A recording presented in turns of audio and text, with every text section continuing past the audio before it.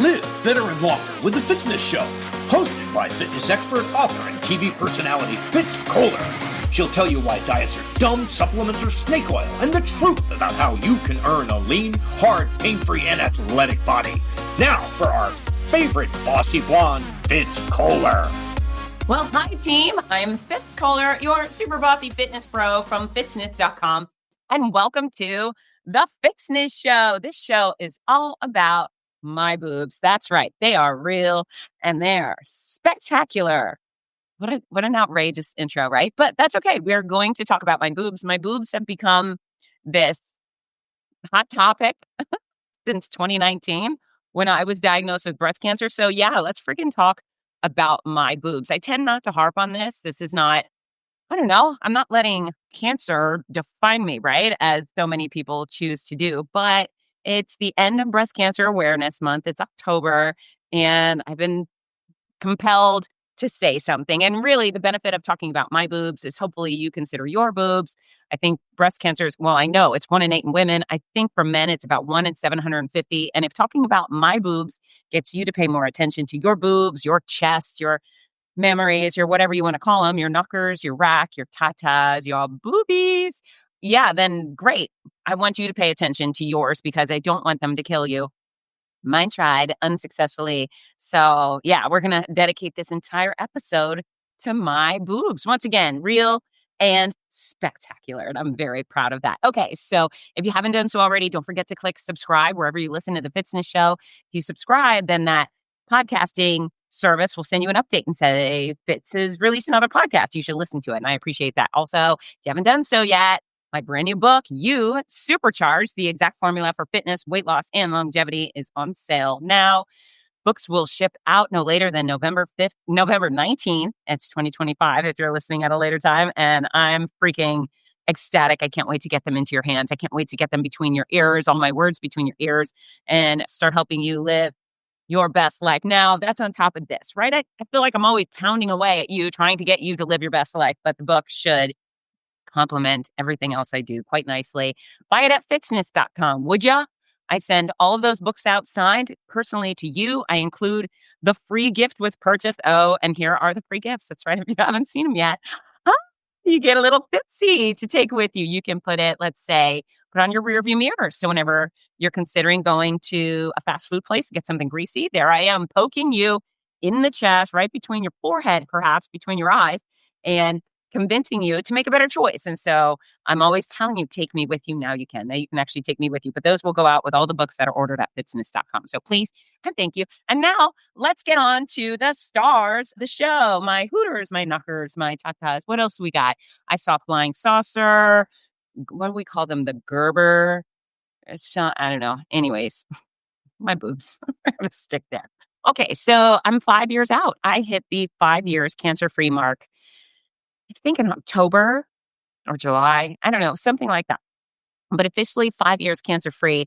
And what that means for me is that I am significantly less likely to have a recurrence. And I do believe the cancer is gone for good. But yeah, hitting that 5-year mark was very refreshing. It was one of those things I didn't even, I'm not a date keeper. I'm not an anniversary. You know how people are like, oh, it's the anniversary of blank. That's not who or what I am. I don't really acknowledge those things. I did not acknowledge or even I didn't even think about this year went by. It was the anniversary of the day I found my love, for the day I got diagnosed. No, I don't. I focus on the good days. I certainly am not going to immortalize the bad ones, right? Whatever. I got a good day. I got 5 years cancer-free. And that's exciting for me because I do feel like I'm out of the woods. And we'll talk a little bit more about that. If you are unfamiliar with what I've been through, I'm going to do a simple recap. It's, let's see, late December 2018, I went in for my annual mammogram, and I started getting mammograms very young because as soon as Ginger was born, my first, I don't know, just a couple of weeks after she was born, I found a lump. I was nursing and I found a hard spot and I thought, oh, here it is. And so went in for a mammogram and I had the ultrasound. They said, it's just calcifications, but you should keep coming to get mammograms. And so I started in my 20s and I just kept going. And so December of 2018, I went in for the mammogram and I left and they said, it's perfectly fine. Now, mind you, I've gone back to look. Now, mind you, I'm not the doctor, but I've join my radiologist and other radiologists who looked at those December scans, and they said, no, there was no cancer there. There was nothing on the mammogram. Your doctor didn't miss anything. It just wasn't there. And so 6 weeks later, I was at a hotel room in Disney World, and I got out of the shower and I happened to rub my underboob and I found a lump, a sizey lump. And that was a Thursday, I think. So as soon as I found the lump, I picked up the phone and I called my gynecologist and I said, hey, I found a lump. And they said, can you come in tomorrow? And I said, no, I'm running a race tomorrow here at Disney. What about Monday? And they said, sure, come on in Monday. So I went in Monday, visited with, I think it was a PA. I don't think I got to see my doctor, but she goes, you know what? I feel it, but it doesn't feel attached. And I bet it's probably nothing, but let's do a scan anyways. And mind you, I would have insisted on a scan, but she encouraged it. Maybe she knew and she was just trying to take the stress off. Mind you, I didn't tell anybody.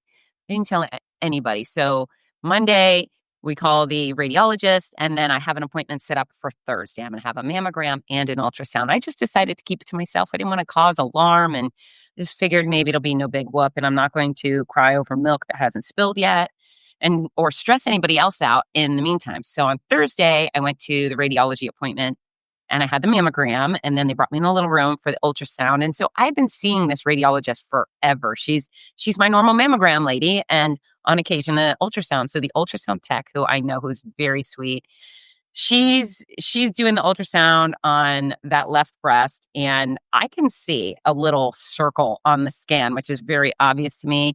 And she's just going over it. She's not allowed to say anything. So it was a pretty awkward situation watching her do her job, thinking, I know you know what's in there. Just say something. But she didn't. And then she brought in Dr. Yancey, who is my radiologist. And that's kind of how it works anyways. The ultrasound tech does her job or his job and then brings in the doctor for a second look-see. So Dr. Yancey came in and she was kind of jumpy. I could tell her personality was different than it normally was. And I'm lying there and she's rolling over this area and what do they call it? It's like 5 o'clock. I'm thinking, after looking at a clock, I was on the outer side of my boob.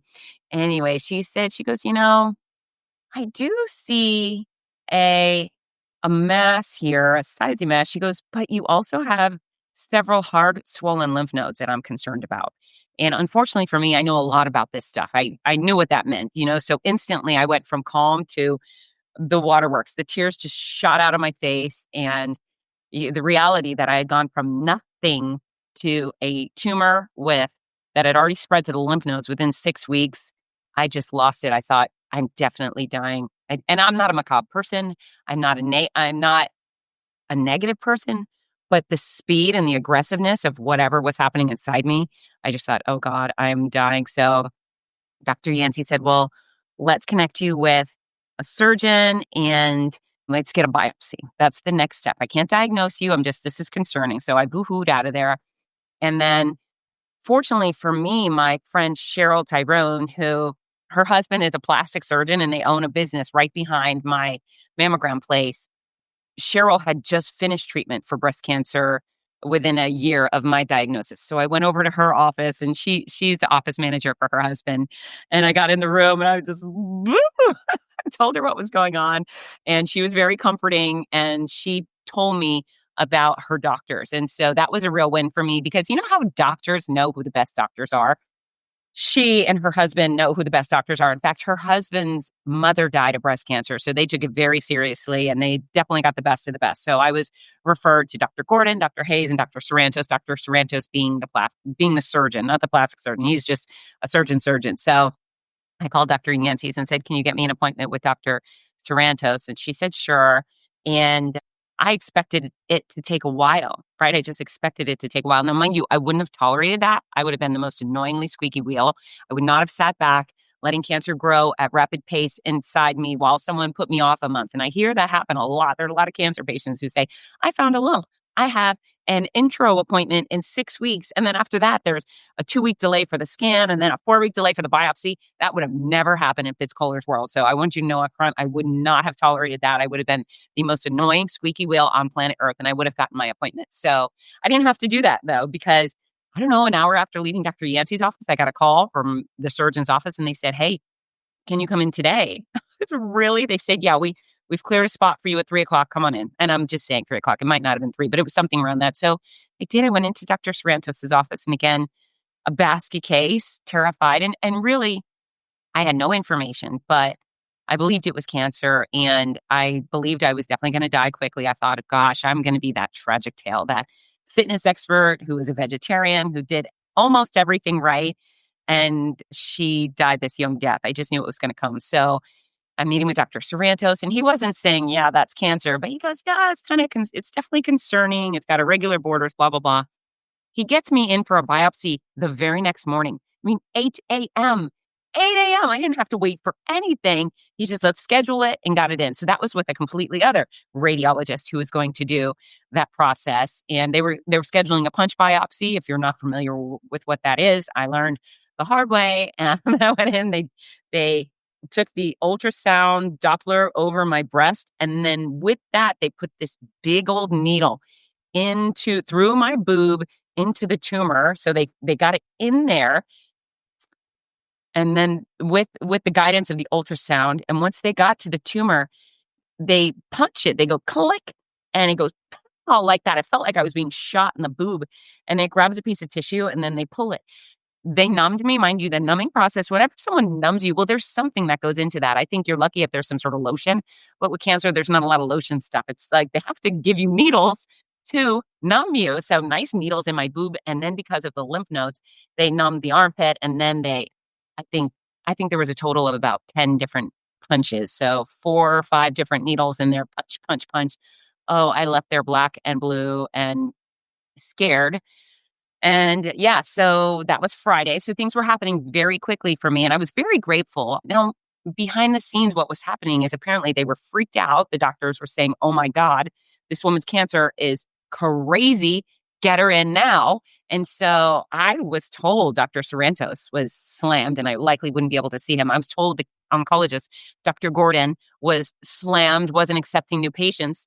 And all of a sudden I was getting these appointments like that. So I have the biopsy. Also, I had my mom visiting at the time, and I certainly wouldn't have wanted to stress out my mother. But because of this information, I think she arrived the day, she arrived the day I had the mammogram. And so I told her, I was like, Mom, I'm so sorry to tell you this, but tomorrow I'm going in for a biopsy. Hopefully it'll be nothing. But she was around, so I instantly injected stress into my mother, which, telling the truth is fine. But really what I didn't want to do is tell my kids. I didn't want to freak out my kids until I had a reason to freak out my kids. So that was Friday. And then on Tuesday, because, some of these days just stick in your mind. On Tuesday, I got a call from Dr. Sorrentos. He said, hey, we got the results of your biopsy. And I'm so sorry to share that you indeed do have breast cancer. It is running through you like wildfire, and we need to treat you urgently and aggressively. We will find more. We've sent the tissue out for a more thorough examination so they could tell us about the actual tumor itself, what type of breast cancer it was. I didn't even know there were multiple types of breast cancer. I just thought breast cancer was a thing, but there's more to it than that. So I get that news, and then did I wait? I think after that, yeah, I went to the oncologist a few days later, met with Dr. Gordon, who was wonderful.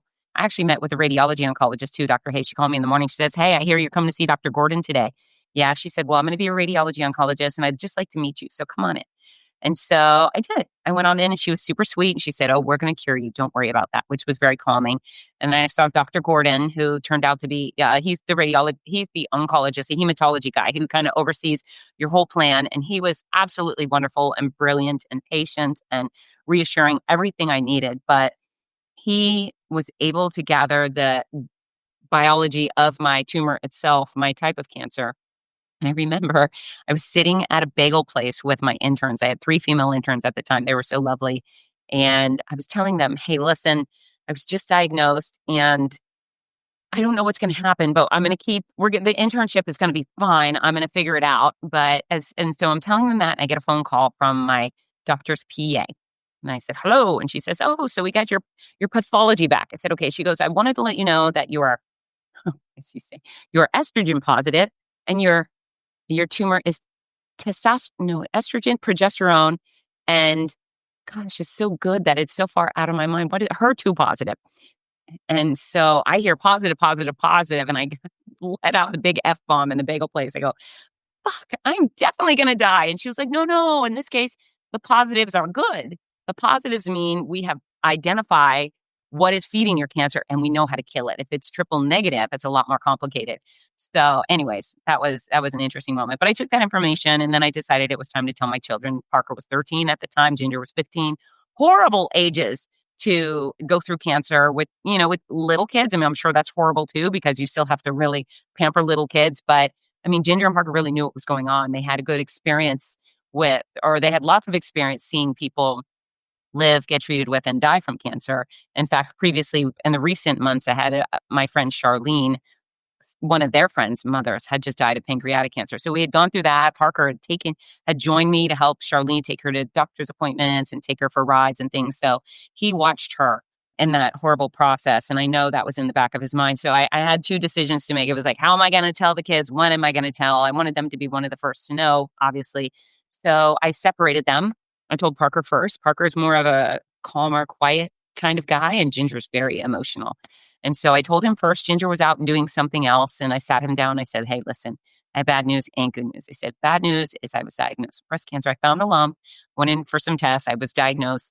And, that's going to be difficult. They said, however, it's a very treatable kind of breast cancer. My doctor assured me he was going to cure me. So I'm going to be sick for a while, probably. I'm not going to feel my best. I'm going to look kind of weird, but I'm going to be just fine. And he was so sweet. He said, Mom, he said, I knew you're going to look so cute bald.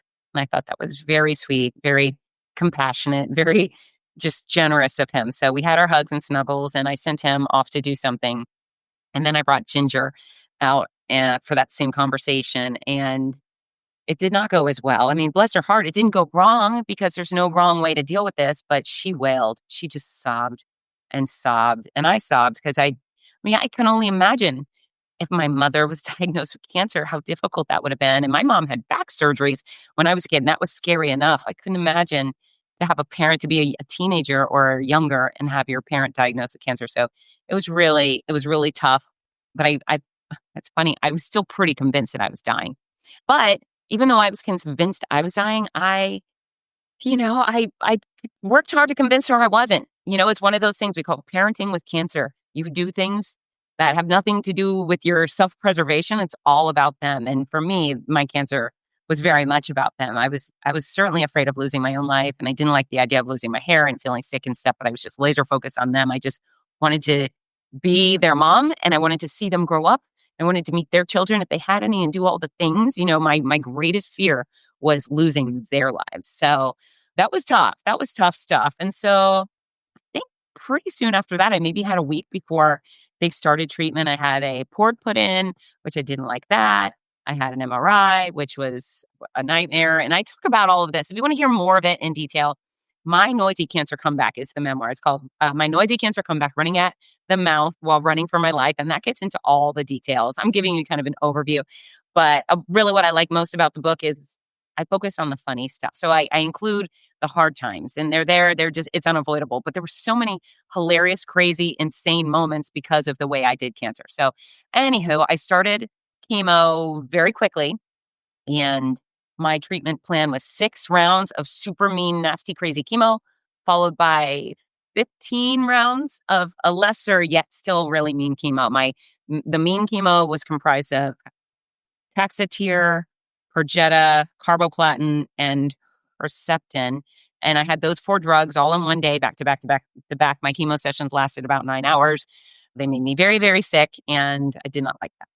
I did not like that very much. In fact, I stayed sick for the whole 15 months. That was the hardest part of treatment for me, was the chemo. I just became like a sick person, lost my hair pretty quickly. That was not a fun time. I lost my fingernails. I lost my eyelashes.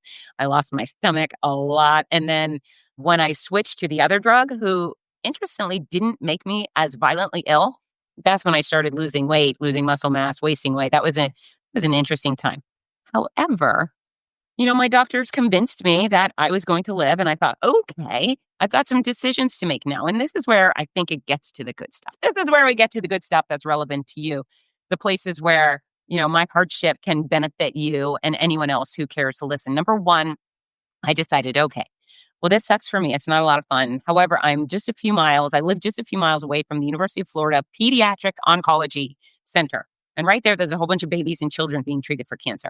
How lucky am I to be a grown up with cancer versus a child or a parent of a child with cancer? And so for that idea alone, I decided no pity parties. I certainly cried. I was stressed. I was scared, but I never once had a why me moment. I never sat there and thought, but I'm a fitness pro. Why me?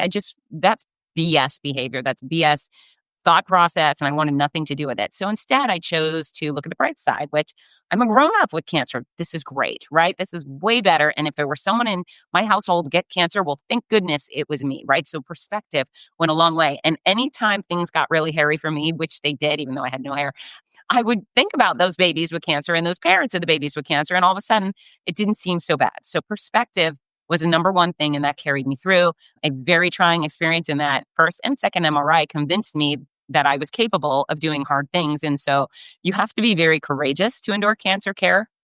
There's a lot of fear involved. I don't know anyone. I can't imagine even these big football stars and I don't know, manly men getting cancer. They're scared. It's scary. And I don't think that's embarrassing to acknowledge. The fear that comes along with it, also inordinate stress. It's just incredible stress, overwhelming. I never felt stress like that before in my life. Hopefully I never, ever do again. It was wild. And so I leaned into my fitness. I thought, okay, thank goodness I'm as fit as I am going into this, but I'm going to lean in even harder. So the points between diagnosis or finding the lump and starting treatment, I exercised like a maniac for a couple of reasons. A, I wanted to become as fit as possible before I started regressing, and that was a wise decision, but also I needed it for my mental health, right? I had all of this anxiety, this turmoil inside, and exercise was an incredible outlet to get it out. And so more than ever, more than my whole life, where I've always been a big believer in the benefits of health and fitness, that point for me proved everything I had ever said about fitness was true. Getting to the gym, lifting weights, running on the treadmill, doing the elliptical or taking a class, whatever it was, it would expel a lot of those toxic feelings. And I would leave feeling emotionally lighter than I had when I arrived. So exercise was that source of physical and mental stress relief for me. And I couldn't be more grateful that I made that decision. I mean, again, so many people when they get sick, oh, I have cancer. Well, I'm not going to work out now. I'm not going to eat healthy. I'm going to drop that. I have cancer. Baloney. If you have cancer or ALS or Parkinson's or whatever it is, you get some sort of horrible diagnosis or you get injured, exercise it becomes more important than ever because where are you starting from? You know, when you go into a crisis, would you rather be John Cena or Mick Jagger? You know, I'd rather be John Cena. I'd rather be strong and vibrant and energetic rather than frail. Even Mick Jagger at his best, he's still this kind of scrawny guy. You take 15 pounds off John Cena. Okay, who cares? You take 15 pounds off of Mick Jagger. That dude needs a feeding tube, right? And so strength, fitness, prepare yourself to do battle today because you never know when illness or injury will strike. And man, it just popped up for me. Perhaps it might pop up for you too. If you are strong and fit and mentally well going into that crisis, you are going to be so much more likely to be able to get through it and bounce back far more easily than if you were weak or sickly up front. So fitness, that mattered up front. Now, mind you, I started treatment and then my workouts were altered based on the fact that I was super sick. I was dehydrated, yada, yada. But the game plan to keep doing what I could when I could throughout my entire treatment was genius. If not, I would have endured, lots of time in the hospital and lots of time with a feeding tube and so forth. In fact, I can say that with great authority because at about the sixth round mark where I hit that sixth round of mean chemo, and I know I'm jumping all over the place, but you don't need to hear the whole story now, but some of the more relevant portions. So I do the mean chemo and every round I get worse and worse and worse. I'm continuing to travel all over the country. All the things you see me do today, I was doing back then. I decided as well, I wasn't giving up time with my kids. If they had a special event, a ceremony, a sporting event, whatever, I was going to be there and I was.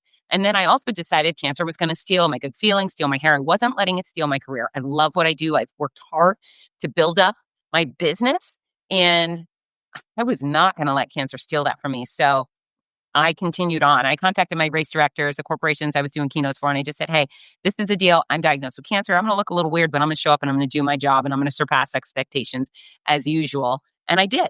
And so it was super hard. Imagine having food poisoning, right? You just ate some rancid shrimp and beef and milk. And then whatever was going on with you the next day was what I lived with for at least the first 6 months. And so traveling like that was really hard. But the blessings were when I'd get to wherever I was going, I'd often sleep, I'd go sleep or I'd sleep on the floor. I wake up in the morning, drag myself up, get dressed. And quite often that started with a look in the mirror thinking, holy hell, what has happened to you? I'd look at my gray skin and my bald head and think, damn it. Okay, you've got this, fake it till you make it. Just put on a smile and figure it out. And inevitably, once I got to my stages, my start lines or the keynotes, every single thing that was wrong with me disappeared. Once I stepped on those stages, once I connected with all the people that I was serving, everything that was wrong with me disappeared. I wasn't sick. I wasn't suffering. I wasn't tired. I was full force Fitz Koehler, and I got to be me for all of that time, which also tells me that my choice in career was the right thing. And of course, I've known this, but I want you to know that your profession matters. Profession equals money. Yes, we need money. Money makes the world go round. And I don't really talk about it much, but people, they comment on how brave I was to keep traveling and working. Also, I have bills to pay. Like, who was going to pay all the bills if I wasn't making the money? So I wasn't just brave. I was a person and a parent who needed to provide. So anyways, that's the blessing of having a career that you love. If you have chosen the right field, and I hope you have, if not, I hope you are willing to make an adjustment. Your career can serve as a refuge for you when life gets tough. You get a divorce, your house burns down, you're having financial stress, whatever. Going to work should be something that provides joy and meaning and purpose for you. And that's what it provided to me. My work was a tremendous solution because if I had stayed home, so many people had said, don't get on planes. They would say, wear a mask. I was like, screw you. I'm not wearing a stupid mask. That's moronic. Not even knowing the whole world would take that weird left turn about 10 months later. But yeah, I decided I'm not afraid. I'm going to go and I'm going to live my life the fullest. And I want to do the thing that I want to do. And so do you have a career that you would do even sick with cancer? Even trembling with Parkinson's? Do you have a profession that drives you, that you thrive on? If not, you should go and get one because it was such a blessing for me during the hardest time in my life. Being able to boss you around, cheer you on, escort you through finish lines was so great. And, we talk about fear.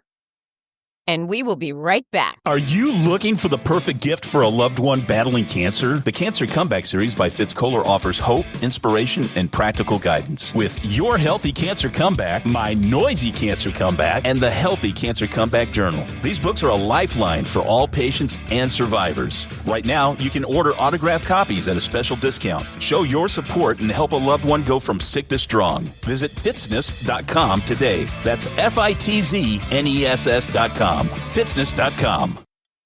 We're back. Cancer is very scary. Sometimes cancer patients are diagnosed, and then their whole circle says, stay in, hide out, wear the mask, cover up, don't go anywhere. Well, I don't jive with that because I was fighting for my life, right? I really didn't have a guarantee I was going to survive. The chemo itself could have killed me. Surgery could have killed me. Radiation could have had weird side effects. I mean, things could have continuously gone wrong and I could have died along the way. Thankfully, I did not. But what I thought was, I'm fighting for my life. I'm not going to give up my life in the process. I'm not going to hide out at home and give out all the good things, give up on all the good things. I have friends who get diagnosed with cancer and then they don't do anything fun ever again. They don't go to a movie. They don't go to a party. They don't go to for me, it's a Gator game, right? They're not going to watch their sports. They're not going to church or temple or wherever they go. They just sit at home and then they die anyways. And I think, you gave up your last 6 months of life. You gave it up. You just rolled over and said, take it. I'm not going to do anything fun ever. F that. And people say F cancer. This is a place where I can get on board with that because there's no reason to give up your life before it's gone, right? So show some gumption, show some courage. I don't think you need to cover up your face. I mean, really? I was going to hide from a cold when I had cancer? Baloney. I was not afraid of a cold. I had a cold. It felt yucky, but it wasn't going to kill me. It was just a freaking cold. So I got up and I got on planes and I exchanged smiles. And then I got to start lines and finish lines where I got my hands on as many humans as possible, hugging and squeezing as many humans as possible, because that's what makes me live. And so I hope if you have a diagnosis in your future or an injury, you still fight like hell to enjoy your life in the process. I don't find any value in hiding out and giving up. Once you're so sick and you can't get out of bed, fine. But until that point, you go live it up. You live large. You pursue athletic adventure and travel and the community that you love being a part of. That's That's living to me. And there's nothing that will go on in my life where I will voluntarily give that up. In fact, I did have a moment. I had one day during my treatment where I thought, oh, I mean, things had gotten really, really bad for me. And I thought, gosh, now I understand why people discontinue treatment. I mean, at that point, if I knew I was never going to feel better than I did on that day, which was wretched, I thought, okay, I too would give up treatment. Now, thankfully, I was promised a light at the end of the tunnel, so I continued on with my treatment. But that was a dark moment for me, is really connecting with the people who say no more, I'm done. And so that day I went out to the University of Central Florida in Orlando. I had just come off a race announcing trip and blah, blah, blah. Things had hit the fan. But I went to watch Ginger cheer. She was in a cheerleading camp and they were doing performances and competition. And I was as sick as a person could be, sitting in the arena, watching these kids cheer. And I couldn't have been any happier. I mean, it was such a contradiction between what was going on with my physicality and then what was going on in my mind. But I was so grateful. And I just thought, gosh, if I were dying, if they told me I had 2 weeks left to live, this is where I'd be, right? I would be out enjoying joy. I would be out watching this child of mine pursue athletic adventure and competition and so forth. And so, don't wait. Don't wait for the diagnosis. If you're healthy or even if you're not, get out and go do stuff. Go have fun. Go live life. Life is short. Things happen. You know, I could get hit by the bus tomorrow or abducted by aliens, right? Maybe that's a kinder thing to say. If it all ends tomorrow, I'm going to make the best of today. I'm going to tell all the people I love them today. And I think I do that on the regular. You have probably heard it. I love you. I care about you. Even those of you I haven't met, I genuinely have this passion for all of you. So yeah, live life to the fullest ASAP, because you never know. So chemo, blah, blah, blah, 15 months in the middle, I had 33 rounds of radiation. That was interesting. I thought radiation, I mean, my first appointment, I cried because I was scared, but then it really wasn't a bad process. I'd go in this room and I would have to put my arms above my head and I would disrobe. Man, everybody on earth has seen my boobs. And that's why I so comfortably chit chat about my boobs, because for 15 months plus before, like a long time, everybody was taking pictures of my boobs. It was like everybody in the world was coming in to look at my boobs and assess my boobs, take pictures. I mean, it's just crazy. So yeah, boobs. I'd lie there with my arms above my head and the boobs out, and they would set up this big old machine that would do circles around me for a few minutes, zapping me, and I would tiptoe out of there feeling pretty good. Now, mind you, the chemo made me feel bad. Radiation never did. Some people get terrible burns. Oh, it's terrible burns. I did not. I looked like I had a sunburn. I got kind of itchy, but that was really the worst. And I mean, they hammered me. They gave me 33 rounds, not only to the breast, but to the armpit. I was expecting things would hit the fan, but they really never did.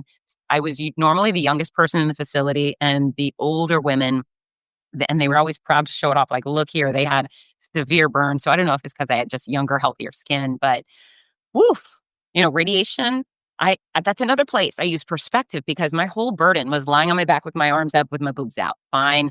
But then I thought about some of the people who were getting radiation for rectal cancer or cervical ovarian cancer. I think they have to do more. They have penetrating radiation, which probably is uncomfortable, but degrading and humiliating, even though these medical professionals are not trying to degrade anybody. It's just got to feel awful. And then hanging on the wall for the head and neck cancers, where these cages where the folks who deal with head and neck cancers of any sort, they get bolted down to the table each time, so their head stays perfectly still, and the radiation isn't hitting parts of their brain and so forth. So I would look over at those things, and I'm wildly claustrophobic. I don't know how I would tolerate that. So I would feel pretty lucky, right? I was lying there getting radiation for cancer while going through chemo right after surgery. And I was feeling like, woo-wee, I'm in a good spot, So no matter where you are, no matter what's going wrong with you, if you dig deep, you can find the bright side. And I was constantly looking for the bright sides. Oh, so many places. Also outside of my radiation room. I mean, I tried to make the best of things. I tried very hard. When I first got there, they told me there was the blue gowns and the yellow gowns. And the blue gowns were of average size, and the yellow gowns were for morbidly obese patients. And so I would go into this changing room, and normally I would put on the blue gown. And then one day I just looked at the yellow. I thought the yellow gowns were prettier, but I thought, well, this would be kind of funny. So, and I had already started losing weight. So I was about 110 pounds. This is like a little toothpick, but I put on the yellow gown. I went running down the hall, and my radiation therapist had a big laugh at it. So I would intermittently put on the yellow gowns for a kick, which was just fine. And then the other thing is there was the big bell. So for chemo, my chemo place, you did not ring a bell for chemo. They had another type of celebration, but for radiation, they had the big bell. And so always walking down that hall, I would think, I just want to ring that bell. It wasn't even a cancer thing. I just thought it would be fun, like a pirate to ding, ding, ding, ding, ding that thing. And eventually it was my turn and I got to ring the bell and it was a great day. It was fun. And Ginger and I did a little TikTok dance in front of the radiation machine. And I didn't know they were going to do this, but the radiation center brought out their camera crew to do video, and it was nice. It was nice, but I had bruises on my faces. I only have one face, but I had bruises on my face, I remember. And that chemo was kind of like a blood thinner to me. So I definitely bruised a lot during treatment. And I thought, oh, they're going to get me with these bruises. And then I thought, who gives a rat's ass? Look at me. I look crazy to begin with. So what else? This is the way it was going to be. So yeah, I don't know. I mean, I could keep going. I'm not going to beat you up with it. Chemo was hard. Radiation was hard. I did have surgery. Surgery has left me with scars, and that's okay. The surgeon did a beautiful job on my scars. They're quite a few inches long, one in my armpit, one under my breast. But, I can live with scars, right? Some people have tattoos. I don't have any tattoos. Why? Because I got scars. Scars are enough for me. So I got the port scar and blah, blah, blah, blah. And then the other thing, radiation, I told you, I thought radiation was fine. I didn't burn, so it was good enough. But my side effects from radiation are actually quite interesting. So my leftovers from treatment are interesting. So people ask how I am. I say, I'm fantastic. I'm wonderful. I feel 23. I feel as good as I ever have in my entire life. I feel vibrant and healthy and issueless. However, from surgery, I have some numbness in the back of my triceps. So they didn't hit a motor nerve, but apparently one of the sensory nerves were struck. And so I never got feeling back. So from my armpit to my elbow, there's nothing. And it makes it weird. Like if you're going to shave your underarm, I do it gingerly because I'm worried about carving myself, because usually I guess when you shave, you use appropriate pressure with a razor based on what you can feel. And because I can't feel anything there, I'm always really worried that I might cut my armpit. I never have, thank goodness. I had some significant weakness and tightness in my chest. For a long time, I would say my left breast muscle mass felt like, imagine if you put raw chicken in the microwave and you put it in there for 30 minutes, like it would come out rubbery and tough. That's how my pec muscles felt for a very long time. So I was weaker. I definitely had significant pain in my clavicle area. And, here's what I'm going to tell you is I couldn't do push-ups. I couldn't do even one push-up without pain, which was torture for me. But I worked on it. That's right. For years, I worked on strength training, doing bench press and flies, all these things with cables and dumbbells and bands to try to build up my strength. And about 3 years after treatment ended, I was able to do one push-up. And I can't tell you how excited I was. I mean, over the moon, elated. I'm sure I did a social media post. Was like, hey, I did a push-up today. And since then, I started adding on. And now I show up at the gym almost every other day and I do at least 100 push-ups. And sometimes I don't want to do them, but I do them because I can. And they just are so meaningful to me. Push-ups, I think, I don't think they're a powerful form of exercise that creates a really fit body. I know that having defined shoulders and biceps for me are a result of push-ups more so than other upper body exercises. So very excited about that. But that was something I hadn't anticipated. I thought I got out of radiation scot-free, and I didn't. Radiation had a real impact on the muscles. And I still go to physical therapy every week. It's been 5 years. I go every week, and my PT puts his thumb in my armpit and pulls up on my pec muscle and does all sorts of things to keep me equal. And, you just got to do what you got to do, right? So I'm dinged up, and that's fine by me. The other thing, so I'm on tamoxifen. I finished all of my cancer care in May of 2020, and they put me on a drug called tamoxifen. Tamoxifen is very interesting. It floats around your body pretending to be estrogen. And so my cancer was fed off of estrogen. That was one of the main fuels for it. And so tamoxifen pretends to be estrogen. It has a little dress on, trolling around my body. If there's any cancer cells and they see the tamoxifen, they think it's estrogen, it will eat the tamoxifen, and then tamoxifen, poof, kills it. So it's a little sniper. It's a very smart drug. Very, very grateful for it. So yeah, tamoxifen, some women, and maybe men have it, I don't know, but some women complain, it hurts my joints and I can't sleep and I have hot flashes and all these things. I have none of that. I have absolutely zero negative side effects from tamoxifen. So I thought, apparently my uterus is a little thicker, and that's causing me these stupid biopsies. So that's a tamoxifen side effect, which again, I didn't see coming. You get a few years out and you think, oh, I'm out of the woods. And then something starts going on. You're like, you know what? It's you, breast cancer, isn't it? You're still trying to get me, but it's just fine. It's just fine. Gosh, I have so much. I had little notes to talk to you about. I know I've been rambling, but there's a lot to say. Mostly it's doable, right? We're so fortunate now that so many cancer treatments have become effective for various types of cancer, and they're making progress in so many different types of cancer. Some are still pretty rough, but the secret is to control what you can when you can. You're constantly working on your physical and mental health now without cancer, right? But if cancer comes knocking at your door, if you've done the right things today and tomorrow and the next day, you're going to be ready for it, right? You're going to know how to prepare, how to keep your body running as high of a level as you can. How I didn't discuss this, but on my sick days when I was stuck in bed, and boy, there were a lot of those, I was doing leg lifts. I was using my bed as a gym. So I was doing stretches. I was dangling off the side of the bed to stretch my torso. There were so many efforts I made that kept me going. And that's one of the things my doctor said. He goes, Fitz, I know you're suffering greatly. However, if you were not so fit coming into this nightmare and committed to fitness while going through it, you would not have been able to travel around the country like you are doing all of these things. He said, instead, I likely would have had to hospitalize you for a month. It's like I'm giving you the meanest combination of drugs I give anybody.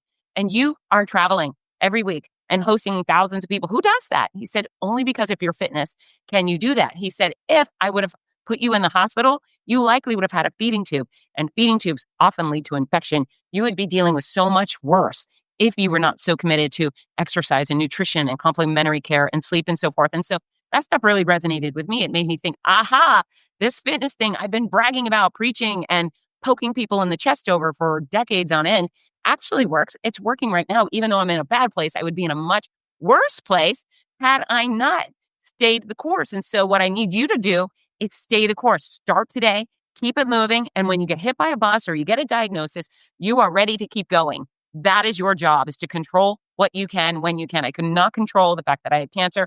I could control which doctors I chose when they made their recommendations. My choice to say yes or no, thank you. Maybe I could have gone to a different doctor for a different assessment, but those things were in my control. Every time I showed up at the medical center to get chemo, to get radiation, to have surgery, those were my choices. I was controlling my outcome with those choices. And then exercise, nutrition, all of that kept me going. Now, when I hit what I'm calling rock bottom, there was a point kind of right smack in the middle. I had finished the mean chemo, still going on with the new chemo. I had finished radiation, I had surgery, and I was in the gym.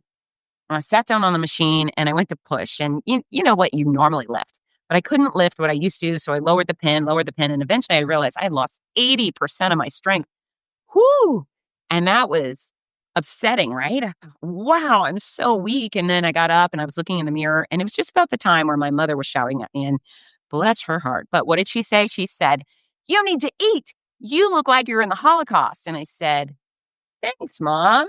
I knew how bad I looked. I knew it. And boy, was I trying to eat. My body was just not cooperating. Food was not my friend at the point. And so I was losing weight fast and wasting away a bit. But I'm still doing the things I could do, right? And so I have this moment with tremendous loss of strength, which is obvious. And I'm staring at this bony, bald chick in the mirror I don't recognize. And while thinking, how did I get here? I also thought, well, I'm going to get back to normal, right? I'm going to get all the way back. I'm going to get strong. I'm going to be athletic again. I have no doubt. And why? Lucky me, I'm a fitness expert. I'm a freaking know-it-all when it comes to exercise and nutrition and all those things. I had never had a doubt that I would return to greatness. And for me, this is what I consider greatness. I love being healthy. I love being fit. I love feeling good and energized and sleeping well. That is greatness for me. That's me supercharged, right? So at that moment, I thought, well, I'm going to get it back. It's fine. I'll do what it takes. And that was baby steps, and it was strategy and discipline, showing up and making it happen. But then at that point, I thought, what about my peers? What about these millions of other cancer patients all around the world who are also at their worst, right? They've hit rock bottom and they have no idea how to rebuild their body, to rebuild their mind. They had no idea how to get back to normalcy. Nonetheless, greatness, strong, athletic, mobile, energized. They had no idea. And so that's actually why I wrote the next two books, Your Healthy Cancer Comeback, Sick to Strong, and The Healthy Cancer Comeback Journal. Those two are blueprints for cancer patients. I use my experience, my expertise in the fitness industry, along with my experience as a cancer patient. And so that book guides someone through diagnosis, through treatment, chemo, radiation, surgeries, amputations, et cetera, how to exercise in bed, how to handle the bad days, how to recover, when to pull the plug and do rest, right? So those books, I'm so grateful I had that horrible moment for myself, because that was the impetus for those books that have helped so many other cancer patients. And these books have sold all over Germany, all over Australia, all over France and Brazil, and all over America. And I'm not the person that says, hey, cancer was the greatest thing that ever happened to me. BS. I would not go back. If I could go back and unflip the switch and not have cancer, you betcha I would do it. But I can't. I can't undo it. And so did I make lemonades? Absolutely, I did. And the greatest lemonade for me is not only that I have recovered and I am supercharged, but that I can help others get there too. And, even if you have a incurable type of cancer, it's important for you to preserve as much strength and stamina as you can to make each of your days moving forward as good as they could possibly be. Because it's like being hit by a bike or being hit by a truck. I'd rather be hit by a bike. You get hit by a truck, you let all your fitness go, then it just gets worse. It gets worse faster than it would have. Maybe you lose days because you don't have the tolerance to endure the treatments and the mental hardship, et cetera. And so exercise matters now. Exercise matters tomorrow. Exercise matters when things hit the fan. All of these things matter. And so those books were important. And I'm grateful I wrote them. And I'm grateful so many people read them. And for all of you who have purchased those books to gift your friends who have been diagnosed, thank you. Thank you for connecting us. Thank you for letting me help them. It makes my cancer more productive, I guess, and hopefully enhances their lives. But yeah, when you know better, you do better. And that's the thing, is hopefully we get people to know better and then they can do better. And it's actually proven that people who exercise and eat wisely during treatment are more likely to hit remission. That means these efforts can save your life, and it makes you less likely to have a recurrence. So important. Okay, so let's talk about me being 5 years out. So 5 years out, I feel great. I do not live with this thing haunting me. This is why it took me to October 31st to record a show for Breast Cancer Awareness Month, because I was like, I don't really want to talk about it. I feel done. But it's important that I talk about it, because hopefully it will convince you right now at this moment to take your hands and to put them on yourself. Ladies, your boobs, you slide those hands right into your bra and you start squishing them around using your little fingers and using your hands and feel. And if you see something or feel something, you say something immediately. Guys, you take those hands, you put them directly down into your pants and you start copping a feel, squishing things around. If you find a lump or something strange, you report it to your doctor immediately. In fact, I want you to get all of these annual exams. You get your colonoscopy, you get your eyes checked, you get your skin checked, you do all the things. But you can also be proactive each week of the year. You don't have to do it daily. You could do it daily, but you set an alarm in your cell phone for every Wednesday at 8 a.m. That's cop a feel time. You get busy with yourself and you look for irregularities. And if you find any, you reach out to your doctor and say, hey, can you check this out? Don't be shy. Get it done. And when it comes to colonoscopies are not only cancer detectors, but they are cancer preventers. So if you are someone who's saying, I don't want to do it because I don't want diarrhea, get over yourself, because when they take that little tube and they put it up your tush and they start looking around, you're totally unconscious. You don't even know what's going on. So it's fine. And mind you, these people have seen butt after butt after butt. Your butt is not interesting or exciting or tail-worthy to them. They're never going to tell the tale of your butt, right? They're going to forget about the butt that you have as soon as you are wheeled out of that little room. But when they go in with that camera, if they see polyps, they remove them. Gosh, if somebody could have randomly gone into my boob and been like, this looks weird, let's get rid of it before it turns into something negative, would have loved that. So colonoscopies prevent cancer. They can actually remove polyps before they turn cancerous and save lives. And this is on behalf of you, Phil Decker. Phil Decker was diagnosed with stage 4 colon cancer. And I think he's just passed 2 years, clear scans, and he's doing great. But he went through brutal treatment. If perhaps he would have gotten a colonoscopy 2 years prior, he might have been able to escape all that. So don't put it off. Make an appointment today. It's not as bad as they say. Gosh, the people that tell you mammograms hurt, they're just lying. They're lying liars who lie, and shame on them because they're deterring you taking life-saving measures. Mammograms are awkward at worst. And so hopefully by the time we've become adults, maybe we've had a romantic partner, somebody has looked at our body. So it's not that they've gone unseen. Go show the doctors your body. Just do it. Remember, squeeze your stuff and then go in once a year and let a professional have a look-see.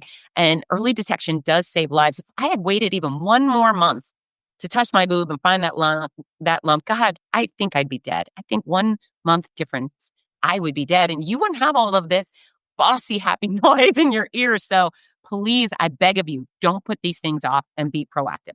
Okay, so the benefits of cancer to me, the hair, gosh, I never have a bad hair day. I mean, I'm just so grateful to have hair. Anytime someone says your hair looks good, and my response is always, thanks, I love having hair. And that's how I feel. And so if I come out, my hair is a mess, like right now it's a bun, I don't care. I will never have a bad hair day ever again in my life because I have hair. So I'm really appreciative of that. I chose not to hide my bald head. I was not embarrassed about it.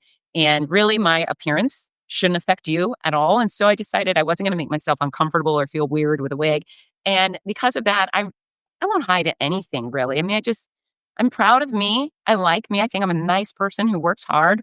And so hiding Fitz Koehler is never an option. It's just not an option for me. And I do have my experience with cancer to thank for that. So whatever's going on with you, as long as you're doing your best to be a decent person and work hard, et cetera, don't be embarrassed. If you're super overweight right now and you're not in great shape, I hope you go to the beach and you put on a bathing suit. You know what I'm saying? Because the ocean, that whole beach experience is too wonderful to miss out because you're embarrassed about your body. Now, fine. If you want to work on getting fit, great, you should. But you also shouldn't let your appearance hinder your ability to have a wonderful experience. So my bald head, if your body's not the way you want it to be, okay, work on improving it. I have a podcast and I have free videos and I have this book that you can read to make all of those changes. But yeah, the bald head really built up my confidence because now I look in the mirror and I'm like, well, you look better than you did in January of 2020. So it's the gift that keeps on giving for me most.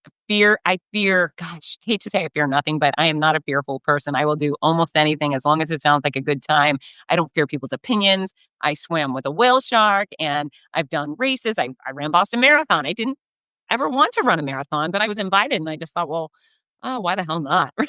Like I could have feared months of training. I could have feared the distance. And I just thought, who cares? I go do a marathon. And I did. And it was great. And so everything now that's offered to me is always pitted against cancer. And I think, that's not such a big deal compared to cancer. So you can have that. You don't have to have cancer in order to think that way. You can look at an opportunity and say, well, it's not cancer. So how hard could it be? And that has inspired me to have more fun than I likely would have before cancer.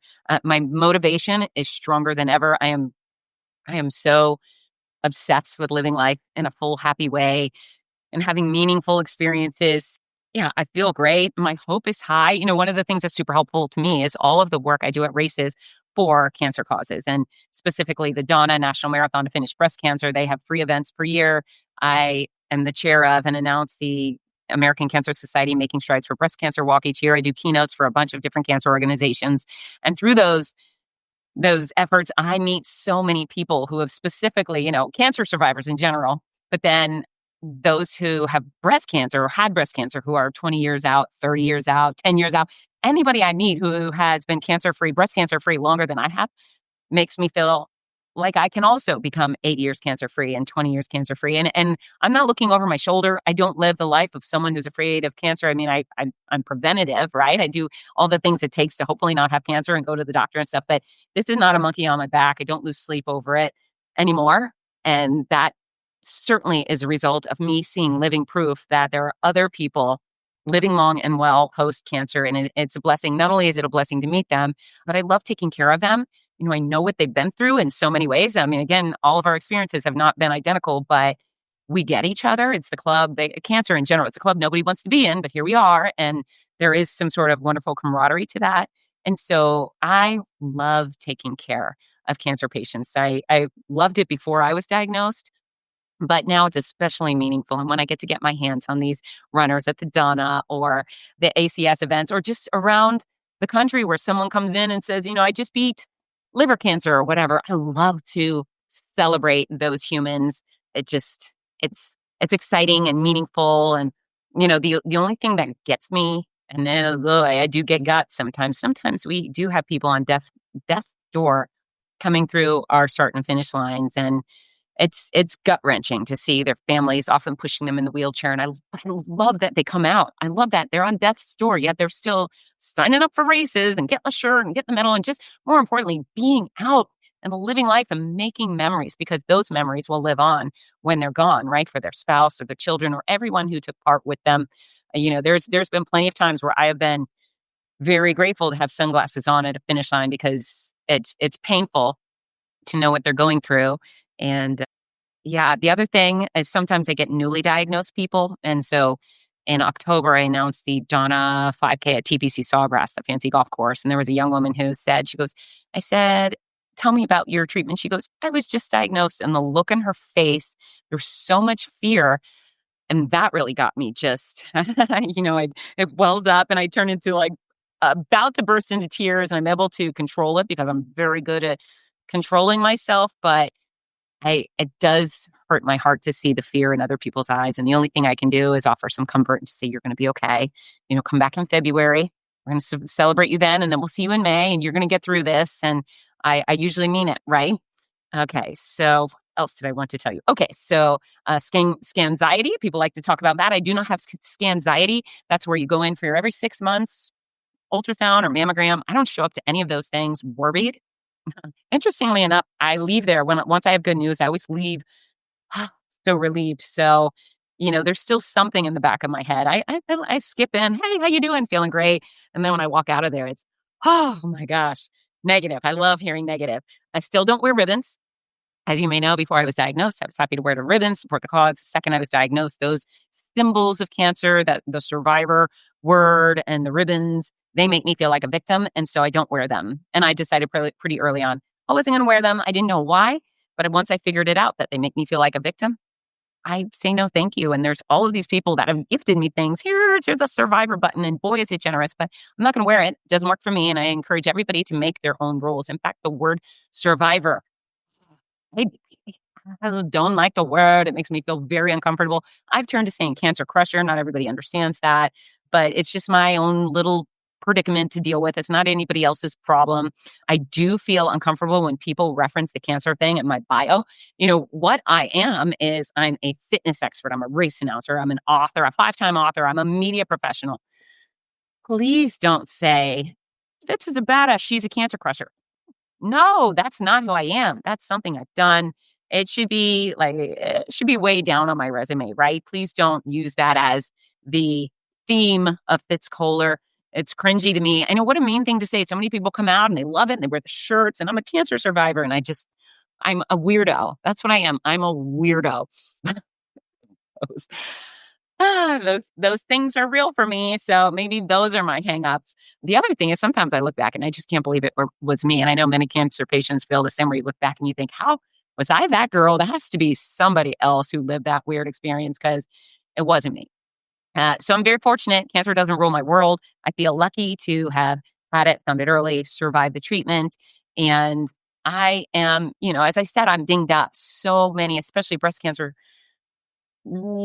crushers, they have come out with far greater scars. I say my boobs, they're real and they're spectacular. They are real. I did not have to have a full mastectomy, not one nor two. I did not have to have replacements. And what a blessing that those surgical tactics exist to save lives, right? To remove cancerous tissue and then to rebuild a breast that has been taken. But I didn't have to go through that. And trust me, I know how lucky I am, because for many of these women, their reconstruction is not just one surgery. It could be 10 surgery, and they could have infections and they could have rejections and they could have all of these things that I didn't have. So I do feel lucky not to have had those things. And even during the process, once I found out that I did not have the genetic thing, one of the BRCA genes, et cetera, I said, no mastectomy. There was no statistical benefit for me having a full mastectomy over just a lumpectomy. So I went with the lumpectomy. Again, I have a scar, but other than that, I think my boobs are great. I mean, if I got to walk around with no shirt, because medical people are like, well, let me see, I feel pretty good. I like my boobs. That's what I'm telling you right now. It's not just a Seinfeld episode. They're real and they're spectacular. And they're not trying to kill me at the moment, which is thrilling. Okay, what else? Yeah, I mean, life is short. Go big. Prioritize yourself today. Control what you can. If nothing else, I hope you feel motivated to get your stuff in order immediately and prepare for the worst. And hopefully the worst never comes. But if it does, you're going to be ready for it. You're going to be ready for it. And cancer's stupid. Cancer is a jerk. And I hope that you make sure all the people around you get their scans and you encourage them to squeeze their stuff. Remember, hands on your stuff. Have a squeeze. Don't be shy. You could do it round robin style. If you have a friend or a neighbor you like, you can have them squeeze your stuff. I don't care. Just squeeze it. Squeeze it and pay attention. And if there's something strange, say something immediately. Please and thank you. Yeah, gosh, I've talked for a long time, but my boobs, there's so much to talk about, right? Hooray for boobs. Okay, so I end every show with a communication tip. My communication tip is communicate with your medical professionals, communicate with your own body. I just went through that, but it's very important. Don't be shy. And yeah, don't be shy. And if you have, gosh, I mean, I just had an oncologist who specializes in digestive cancer on the fitness show, Dr. Cannon. So go listen to that episode. But he talks about, he's researching ultra runners and are they more prone to colon cancer? And he's researching this because he had multiple ultra runners show up in his office with stage 4 colon cancer. And so he's saying, is that a link? Really, what I think the link is, what he thinks the link might be, we're not sure because he hasn't finished the research, but quite often runners think that crazy diarrhea is just a part of running. And sometimes it is. I mean, bowels don't get enough blood during long distance run because the blood is going to other areas of the body that are being used. And so the poo-poo in the body gets a little crazy. Now, sometimes when there's blood in the stool, a runner will see it and ignore it, thinking, oh, it's just because I'm running, because I'm a runner. No, blood in the stool is never acceptable. It's never okay. Always a reason to contact your doctor. So yeah, you got to be able to talk about this stuff, though, right? If I was afraid to say diarrhea, I wouldn't be able to have a conversation with you about colonoscopy. And I can talk to you about all the different parts of our body because it's just a human body. It's science. And yeah, maybe I'm overly comfortable with it, but I'm willing to say weird things to get to you. So I love you. I tell you that. Okay. And then the song of the show. This is great. I looked up, I wanted to do boob themed songs. And I got on Spotify and I just searched boobs and I found a few doozies that I thought you would enjoy. So one of them is called Boobs. That's it. Just Boobs by Cindy Starlet. Cindy is spelled with an S. And it's very funny. At the start of the song, she says something to the effect of, I can't believe I'm singing a song about boobs. So go listen to that song. And then there's another song by a gentleman called Robert Lund. Isn't that the name of Freddy Krueger? Isn't that his name? Anyway, the actor who played Freddy Krueger. Anyways, his song is called 99 Words for Boobs, and that's also a giggler. So sticking with the theme, I could have gone with I'm a survivor or I'm still standing or won't back down. But that would have been boring. Let's actually sing a song about boobs. I don't think I'm adding these to the Fitzness playlist on Spotify, although you should go listen to that and use it for your workouts. But I'm going to ask you to look these up. Boobs by Cindy Starlet, 99 Words for Boobs by Robert Lund. And that is it. Thank you for listening to the stories about my boobs. If you want to read more, go to fitzness.com. All those books are available. And I love you so much. Squeeze your stuff. Get to work. Bye, team. Mwah! Hi, this is Rudy Novotny, the voice of America's Marathons. We all love how much running has benefited every aspect of our lives, so much so that most of us only wish we'd started sooner. Wouldn't it be wonderful to gift the opportunity to children of today? Well, you can. The Morning Mile is a before-school walking and running program that gives children a chance to start each day in an active way while enjoying fun, music, and friends.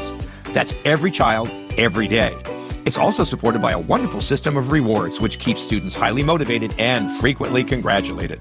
Created by our favorite fitness expert, Fitz Koehler, Morning Milers across the country have run over 2 million miles and are having greater success with academics, behavior, and sports because of it.